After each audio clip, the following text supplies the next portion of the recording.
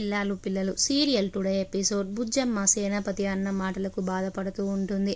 అప్పుడే నర్మద అక్కడికి వస్తుంది. వచ్చి అత్తయ్య గారు ఇంత లేట్ అయింది, ఇంకా పడుకోలేదు, మీరు పడుకుందు రాండి అత్తయ్య గారు అనేసి అంటుంది. అప్పుడు బుజ్జమ్మ ఆగు నర్మద, నీతో ఒకటి మాట్లాడాలి అంటుంది.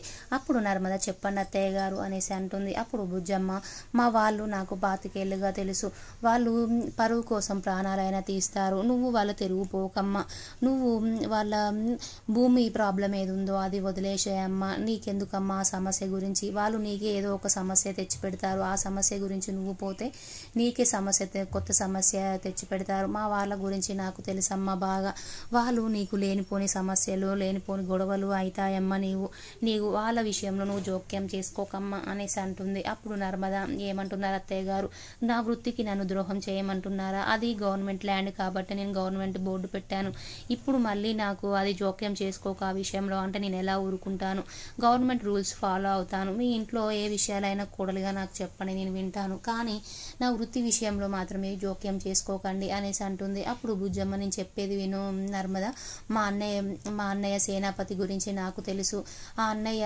పరువు కోసం ప్రాణాలైనా తీస్తాడు, అలాగే నిన్ను సాగర్ను ఇబ్బంది పెడతానని కూడా అన్నాడు, నువ్వు కొంచెం విని వాళ్ళ జోలికి వెళ్ళకమ్మా, వాళ్ళ ల్యాండ్ ఏదో వాళ్ళే చూసుకుంటారు, నువ్వు అసలు ఆ విషయం గురించే పట్టించుకోకని చెప్తుంది. అప్పుడు నర్మద మాత్రం, నేను మాత్రం నా వృత్తికి అన్యాయం చేయనత్తయ్య, మీరు ఈ విషయంలో మాత్రం మీరు ఏది చెప్పినా నేను వినను అనేసి అక్కడి నుంచి వెళ్ళిపోతుంది.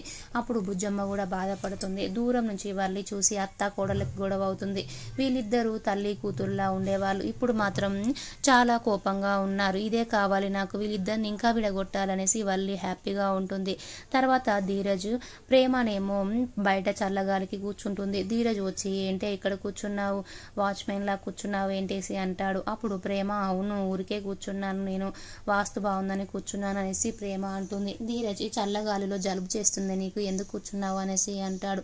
అప్పుడు ప్రేమ, చల్లగాలి అయితేంది, నాకు కూర్చోవాలనిపించింది కూర్చున్నాను అనేసి అంటుంది. అప్పుడు ధీరజ్, లేదు ప్రేమ ఇంట్లోకి వెళ్దాం రా పడుకుందాం అనేసి అంటాడు. అప్పుడు ప్రేమ, లేదు నేను ఇక్కడే ఉంటాను కొసేపు అంటుంది. అప్పుడు ధీరజ్, ఎంత చెప్పినా రాదు ప్రేమ లోపలికి, అయితే ధీరజ్ నేను వెళ్తానని వెళ్ళి ఒక సాప దిండు తీసుకొని వచ్చి అక్కడ పడుకుందామని పడుకుంటాడు.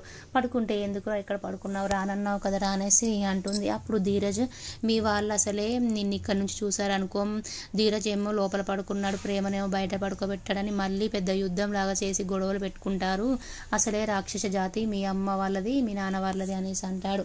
అప్పుడు ప్రేమకి ఇంకా కోపం వస్తుంది. ఆయన నువ్వెందుకు ఇక్కడ పడుకోవాలంటే నిన్ను పెళ్లి చేసుకున్నాను కదా, నాకు బాధ్యత ఉంది కదా, అందుకే నువ్వు ఎక్కడ పడుకుంటే నేను అక్కడే పడుకోవాలి కదా అనేసి ధీరజ్ అంటాడు. అంటే ప్రేమ అంటే బాధ్యతతోటే వచ్చావా ఇక్కడికి అంటే, నేనంటే ప్రేమతో కాదన్నమాట, వీడికి మళ్ళీ వీడి సంగతి చెప్పాలి అనేసి ప్రేమ అనుకుంటుంది. అనుకుని ధీరజ్ పడుకుంటే జరుగు అనేసి ధీరజ్ని లేపుతుంది. లేపి ప్రేమ పడుకుని, నువ్వు నా కాపలకాయి ఇంతసేపు ఏమన్నావు, పెళ్లి చేసుకున్న బాధ్యత అన్నావు కదా, నన్ను ఎవరైనా కిడ్నాప్ చేస్తారు, బాధ్యతను నువ్వు కావలికాయి అనేసి ధీరజ్ని ఇబ్బంది పెడుతూ ఉంటుంది ప్రేమ.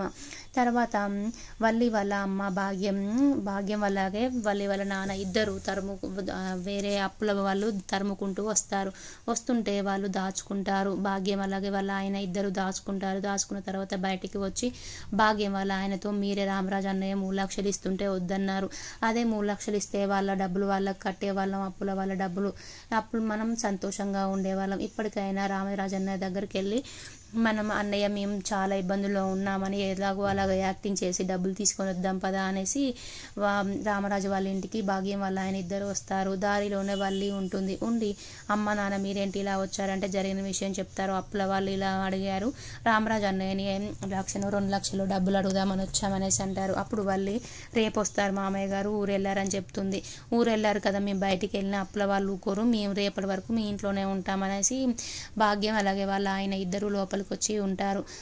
తర్వాత నర్మద బుజ్జమ్మ దగ్గరికి వస్తుంది. వచ్చేసరికి బుజ్జమ్మ కూరగాయలు కట్ చేస్తూ ఉంటుంది.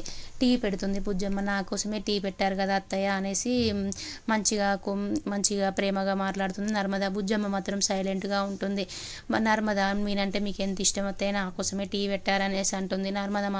బుజ్జమ్మ మాత్రం కోపంగా కూరగాయలు కట్ చేసుకుంటూనే ఉంటుంది. ఆఫీస్కి టైం అయింది అత్తయ్య, నేను వెళ్తాను అనేసి బుజ్జమ్మతో చెప్తుంది.